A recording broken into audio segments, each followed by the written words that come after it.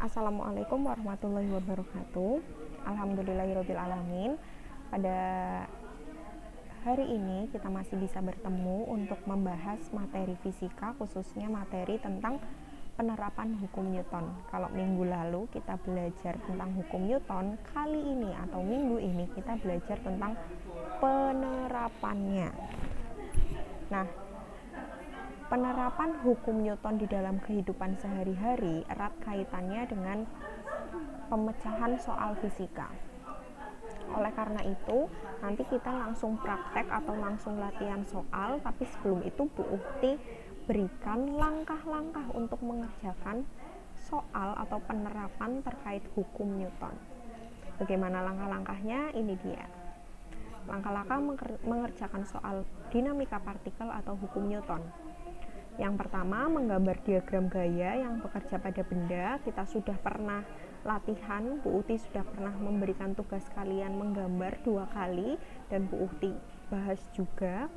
Yang kedua, menentukan arah gerak benda. Arah gerak benda ini nanti dijadikan patokan. Gaya bernilai positif apabila searah dengan percepatan, gaya bernilai negatif apabila berlawanan arah dengan percepatan. Yang ketiga, meninjau benda satu persatu, tinjau komponen sumbu X dan juga sumbu Y apabila perlu. Kalau misal di dalam soal sudah hanya meninjau sumbu X tapi jawabannya sudah ketemu, ya sudah, tidak perlu meninjau sumbu Y. Kalau langkah 1, 2, dan 3 sudah dikerjakan, langkah selanjutnya adalah mengoperasikan persamaan secara teliti. Langsung saja ya. Langsung kita bahas soal yang pertama, yaitu tentang gerak pada bidang datar. Layaknya soal fisika, soalnya satu, anaknya banyak gitu ya biasanya. Nah, soal yang pertama, sebuah balok kayu bermasa 10 kg ditempatkan pada sebuah bidang datar. Tentukan percepatan balok tersebut apabila kondisi yang pertama ditarik oleh gaya sebesar 10 Newton ke kanan dan kondisi lantainya licin. Yang kedua, ditarik oleh gaya sebesar 30 Newton ke kanan dan kondisi lantainya kasar dengan koefisien gaya gesek sebesar 0,2. Yang ketiga, ditarik oleh gaya sebesar 10 Newton membentuk sudut 30 derajat terhadap sumbu X ke kanan dan kondisi lantainya licin. Yang keempat, ditarik oleh gaya sebesar 40 Newton membentuk sudut 30 derajat terhadap sumbu X ke kanan dan kondisi lantainya kasar dengan gaya gesek sebesar 10 Newton. Langsung saja. Ini masih ada soal dan langkah-langkahnya, kita bahas satu persatu. Yang pertama, A dulu. A. Terdapat balok pada bidang datar. Masanya berapa? Masanya 10 kg. Kondisi pertama gimana? Kondisi pertama lantainya licin. Terus dia baloknya ditarik dengan gaya tarik sebesar 10 Newton ke kanan. Gini ya. Langkah pertama, menggambar diagram gaya yang bekerja. Ada gaya apa saja nih yang bekerja pada balok? Gaya pertama sudah digambarkan, yaitu gaya tarik sebesar 10 Newton ke kanan. Karena lantainya licin, dia punya gaya gesek enggak? Tidak punya. Terus karena dia bermasa, dia punya gaya berat, arahnya ke bawah, W. Karena dia diletakkan di atas lantai, otomatis dia punya gaya normal ke atas, N. Lanjut, menentukan arah gerak benda. Menentukan arah gerak benda berarti dia ke kanan, karena ditarik oleh gaya ke kanan berarti arah gerak bendanya ke kanan, A. Nah, gini. Terus meninjau satu persatu. Tinjau dulu sigma fx-nya dulu. Sigma fx sama dengan, dilihat sumbu itu kan ada terdiri dari x dan y gini ya. X itu yang mendatar dan y itu yang ke atas. Kira-kira gaya yang searah atau pada komponen sumbu x gaya apa? Cuman gaya tarik ini ya. Cuman yang ke kanan, yang N itu kan ke atas, berarti dia komponen sumbu Y. W itu ke bawah, berarti dia juga komponen sumbu Y. Jadi komponen sumbu X hanya F. Terus dilihat, balok itu bergerak apa enggak? Kalau ditarik bergerak, bergeraknya kemana? Ke kanan. Jadi ketika dia bergerak, yang berlaku adalah hukum 2 Newton, yaitu sigma Fx sama dengan M dikali A. Sigma Fx-nya apa? F. F itu searah dengan A apa berlawanan? Searah, berarti nilainya positif. F sama dengan M dikali A. Berarti A-nya berapa? A sama dengan F per M. Atau Bu ditulis ulang. A sama dengan F per M. F-nya berapa? F-nya 10 Newton. M-nya berapa? 10 kg. Jadi A-nya berapa?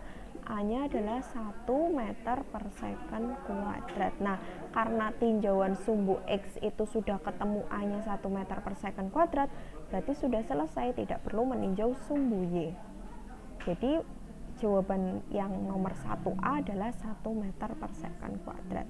Sekarang kita lanjut ke soal B.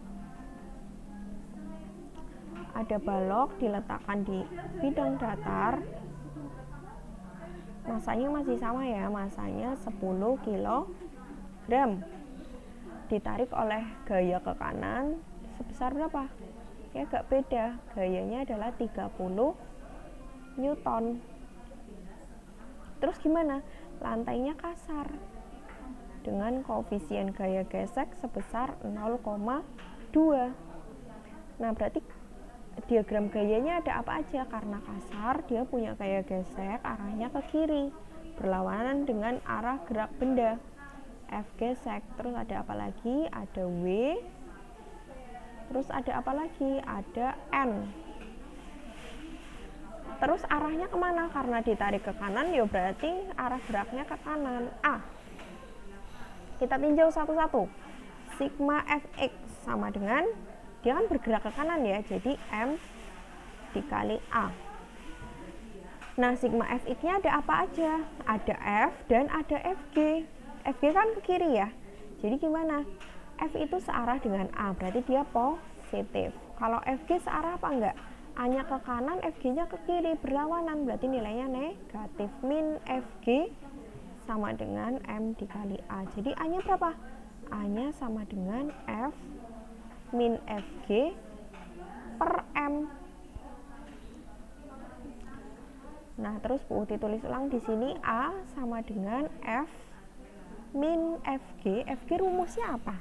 Fg rumusnya mu dikali N per M. Nah, dari sini bisa dapat enggak? A-nya berapa? F-nya ada ya, nilainya 30 Newton. Mu-nya ada enggak? Nilainya ada 0,2. M nilainya ada enggak? Ada 10 kg. N-nya belum ada, berarti harus cari N-nya dulu. Carinya gimana Bu Uti? Langkah-langkah yang kita lakukan kan belum selesai, kita belum meninjau sumbu Y. Berarti kita harus tinjau sumbu Y-nya dulu. Sigma Fy sama dengan, diperhatikan, balok kan ditarik oleh gaya ke kanan sebesar 30 Newton. Otomatis baloknya bergerak ke kanan ya. Tapi di sumbu Y, baloknya bergerak enggak? Dia bergerak naik turun enggak? Enggak ya. Dia hanya bergerak ke kanan. Sumbu Y-nya tidak bergerak. Dia tidak bergerak naik turun. Jadi karena di dalam sumbu Y dia tidak bergerak, berarti berlakunya hukum 1 Newton, yaitu sigma Fy sama dengan 0 karena tidak bergerak. Terus untuk positif atau negatifnya gimana Bu Uti? Kan percepatannya ke kanan, tapi N ke atas, W-nya ke bawah. Nah, kalau kayak gini, pedoman kalian adalah sumbu XY ini. Dilihat sumbu Y. Di sumbu Y yang nilainya positif adalah yang di atas, yang ke atas. Sedangkan yang bernilai negatif adalah yang ke bawah. Jadi yang ke atas negatif, yang ke bawah ya kebalik. Yang ke atas positif, yang ke bawah negatif. Berarti yang ke atas apa? N positif, W-nya negatif. N min W sama dengan 0. W-nya dipindah ruas menjadi N sama dengan W. W berapa? W rumusnya M dikali G. N sama dengan, M-nya berapa? 10. G-nya berapa? 10. Berarti N sama dengan 100 Newton lah. N ini dimasukkan ke sini. Berarti A sama dengan F min mu dikali N per M. F-nya berapa? 30. Mu-nya berapa? 0,2. N-nya berapa? 100. Per M-nya berapa? 10. 30 dikurangi 0,2 dikali 100 berapa? 20 per 10. 30 dikurangi 20 berapa? 10 per 10. Berarti nilainya A berapa? 1 meter per second kuadrat. Gitu untuk A dan B. Sekarang gimana dengan C dan D? C dengan D mari kita kerjakan.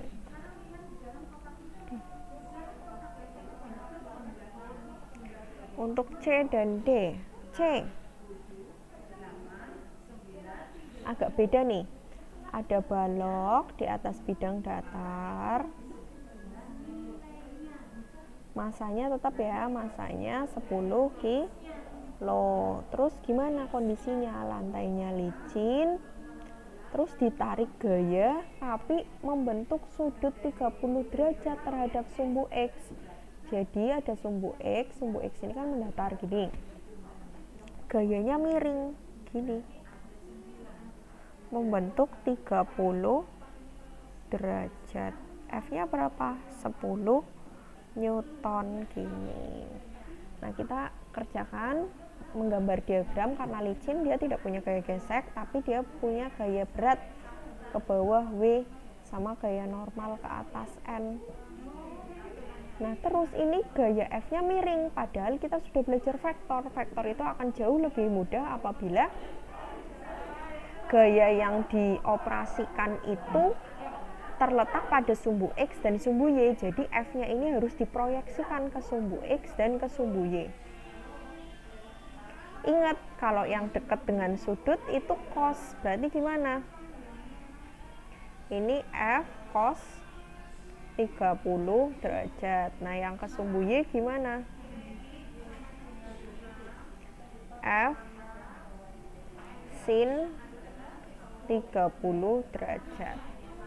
Nah, sekarang menentukan arah gerak benda. Kalau balok, kita bayangkan kalau balok ditarik ditarik oleh gayanya miring.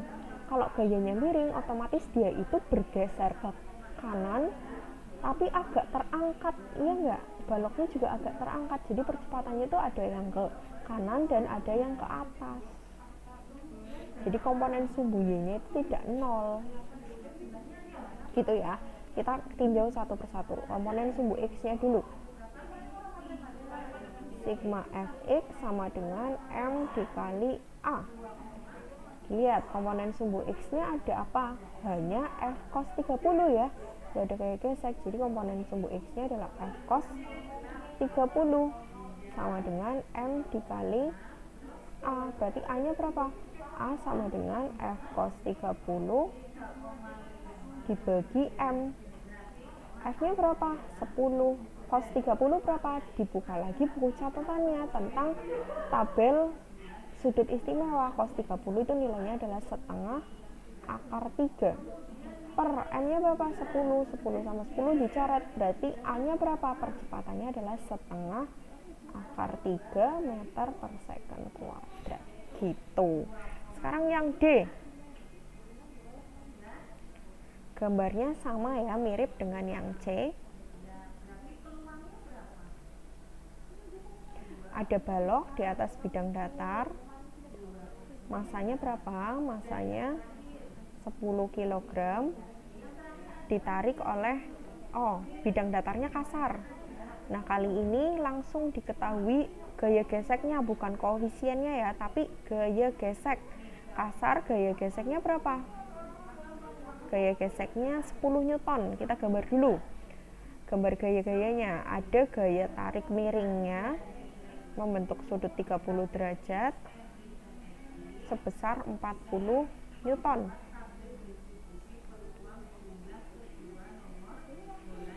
Nah, ini. Terus ada gaya gesek ke kiri. Sebesar berapa? Sebesar 10 Newton. Terus ada apa lagi? Ada W ke bawah.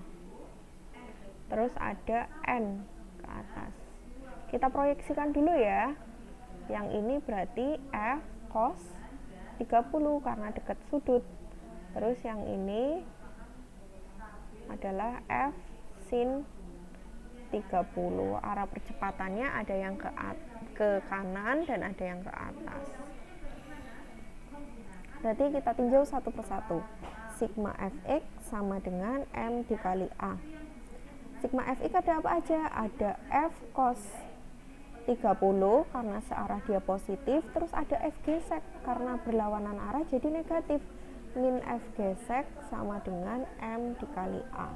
Jadi A-nya berapa? A-nya sama dengan F cos 30 dikurangi F gesek per M. F-nya berapa? F-nya 40. Cos 30 berapa? Setengah akar 3 dikurangi 10 per 10. Ini nggak boleh dicoret ya karena ada tanda minus. Yang boleh dicoret ini 40 dibagi 2 berapa? 20. Jadi di sini A-nya berapa? A-nya adalah ini 0-0-nya baru bisa dicoret semua.